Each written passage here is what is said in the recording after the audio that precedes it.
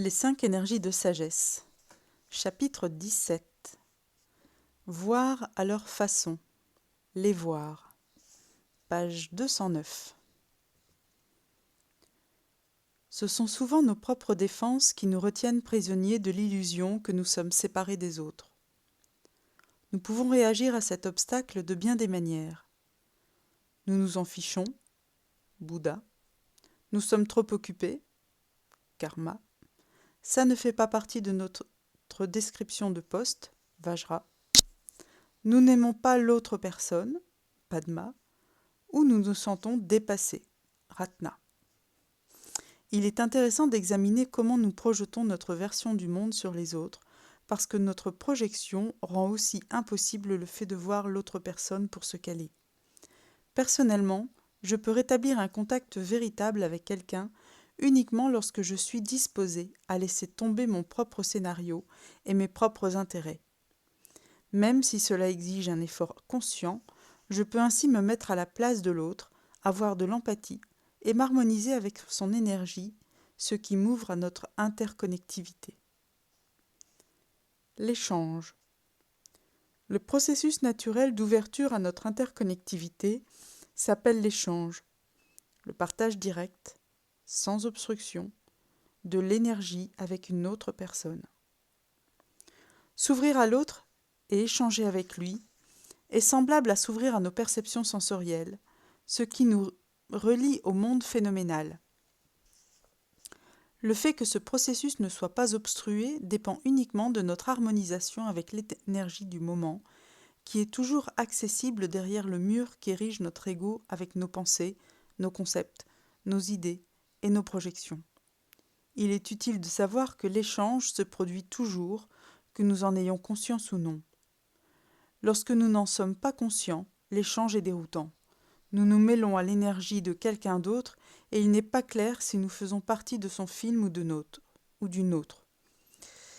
C'est pour cette raison que les gens en couple ont parfois besoin de passer du temps loin de leur partenaire pour se redécouvrir eux-mêmes. Lorsque nous sommes conscients de l'échange, autant de notre énergie que celle de l'autre personne, celui-ci devient un outil très utile. L'échange est une interaction avec une autre personne dans le moment présent. C'est s'ouvrir au moment présent avec l'intention d'établir un contact. Il s'est créé une tension entre un vendeur de voitures d'occasion et mon mari et moi lorsque nous lui avons dit que nous avions trouvé une meilleure affaire ailleurs. Inutile de vous dire qu'il était mécontent. Quand je lui ai demandé ce qu'il ferait dans notre situation, il s'est produit un échange et l'énergie s'est adoucie. Il a souri et a admis qu'il ferait exactement comme nous.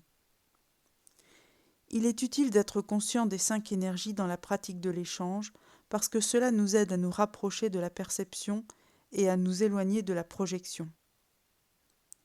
Quand nous pouvons voir le jeu de couleurs pour ce qu'il est, notre ouverture à l'autre peut être directe plutôt que déconcertante.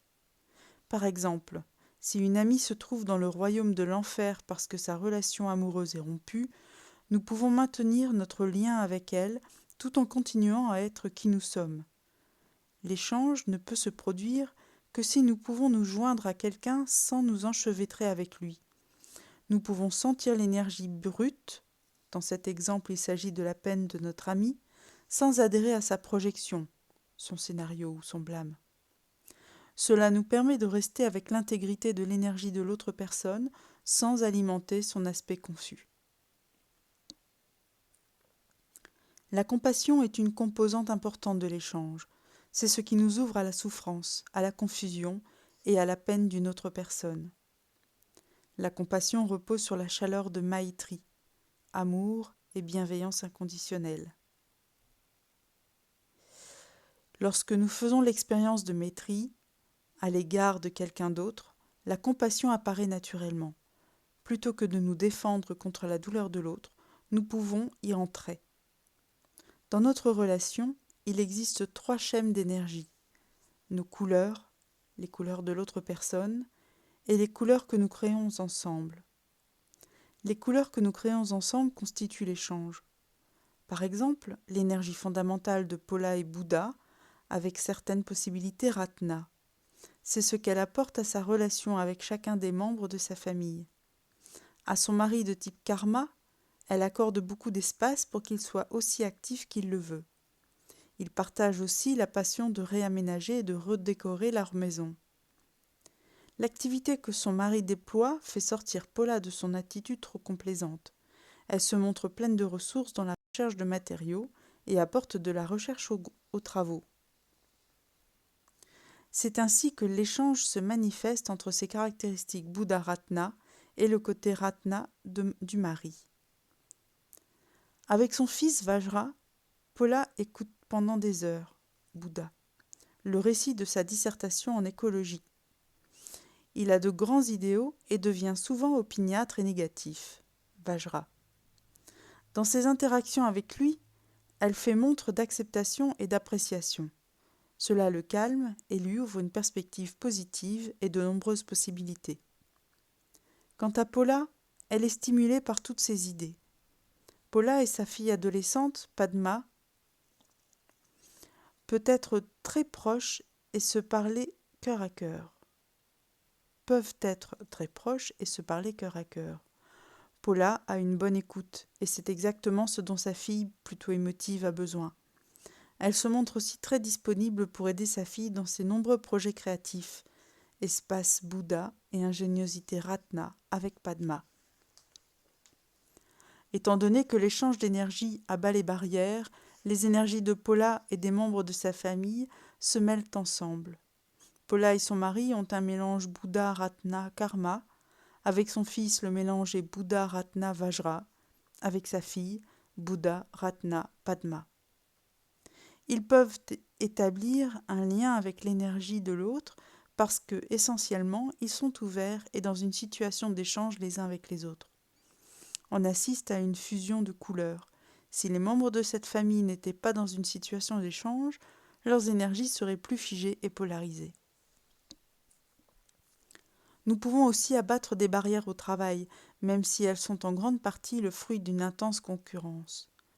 Le président d'une jeune entreprise prospère, qui a travaillé avec cette matière, dit que transcender l'idée de compétition constitue une stratégie d'affaires gagnante. Lorsqu'on échange avec un éventuel rival et qu'on remarque l'équilibre dans ce qu'il fait, on peut l'apprécier et lui apporter son soutien. On peut aussi constater que ce qu'on fait est différent et complémentaire. Lorsque nous sommes en contact avec la richesse intrinsèque en nous-mêmes et dans le monde, nous pouvons nous rendre compte qu'il y a de la place pour tous. Il s'agit d'une situation d'acceptation Ratna. Les gens Ratna adorent partager et apprécier. Reconnaître le style. Reconnaître le style de quelqu'un d'autre permet d'entrer dans son monde et de voir plus clairement son équilibre et sa confusion. Cela nous fournit une carte de son paysage intérieur, les vallées de sa détresse et les sommets de son éclat. Par exemple, nous pourrions commencer à voir à quel point son équilibre est enfoui sous un bouleversement émotif ou retenu par des nœuds intellectuels.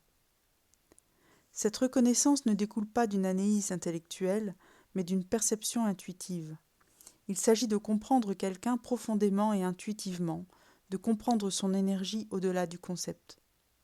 Par exemple, si nous nous concentrons uniquement sur ce que l'autre personne dit, nous ne sentons pas son énergie. Pour sentir pleinement son énergie, nous devons nous ouvrir à tout ce qui la concerne, y compris le ton de sa voix, son style de présentation, son apparence et son langage corporel. Lorsque nous avons toutes ces connaissances, nous pouvons éprouver la sensation physique, concrète, d'être en contact avec elle. Nous ressentons viscéralement que nous sommes en harmonie avec notre intellectuel et avec notre intuition. Avec notre intellect, et avec notre intuition. Lorsque je me sens totalement touchée par une personne, j'ai souvent les larmes aux yeux. Quelque chose a été mis en lumière d'une façon qui touche le cœur et l'esprit. Ces moments de communion sont puissants, ils ont des répercussions à long terme.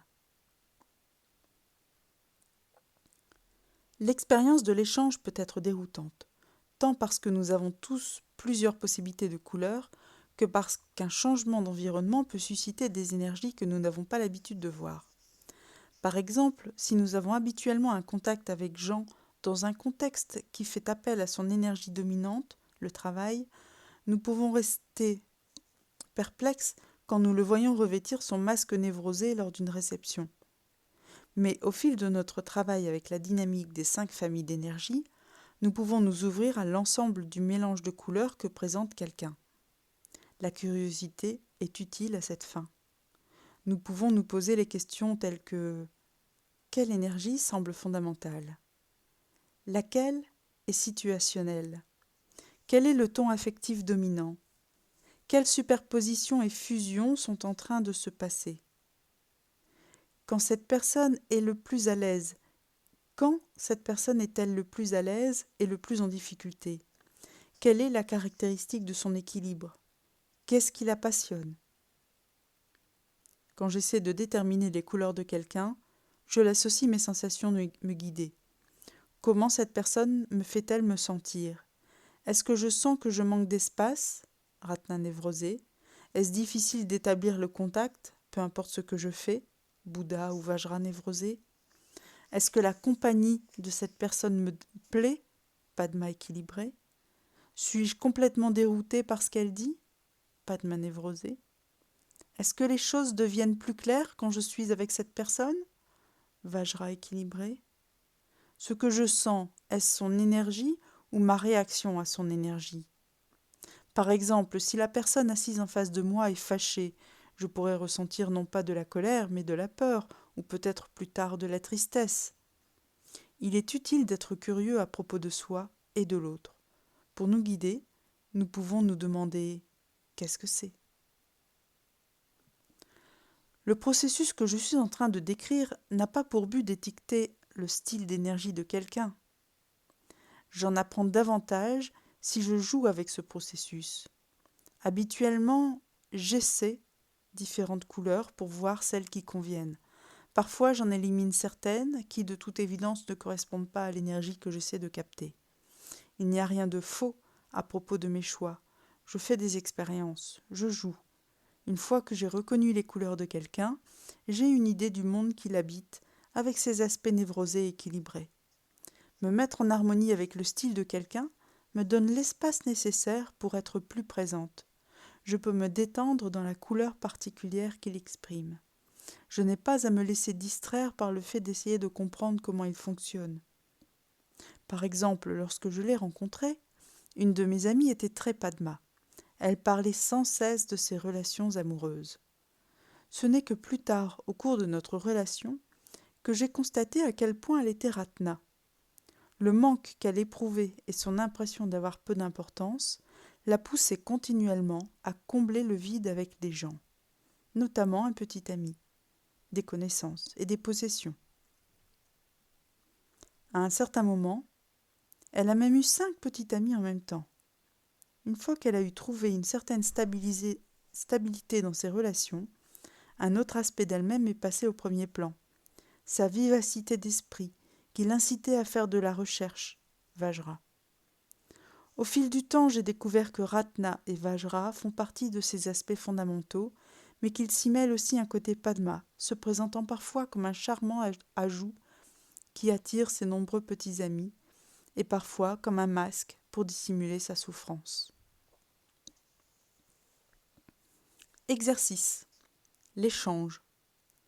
Faites l'exercice qui figure à la fin du chapitre 13 afin de travailler les aspects maîtrise et de la transmutation. Faites-le pour quelqu'un que vous connaissez ou pour une relation difficile qui fait naître de fortes émotions. Avec le temps, vous découvrirez que votre relation avec cette personne changera. En créant une plus grande ouverture en vous, vous donnerez lieu à une plus grande ouverture chez l'autre personne. Exercice. Reconnaître le style. Avec légèreté, essayez de reconnaître les styles de personnalité de gens que vous connaissez. Essayez avec une énergie pendant un certain temps. Dites-vous Jacques et Vajra lorsque vous échangez avec lui. Vérifiez si cela lui correspond. Peut-être est-il Vajra seulement au travail. Peut-être que s'il vous invite chez lui, vous découvrirez qu'il a beaucoup de Ratna. Avec le temps, vérifiez si vous pouvez percevoir Jacques plus clairement et entrer plus profondément dans son monde, en reconnaissant son mélange de couleurs.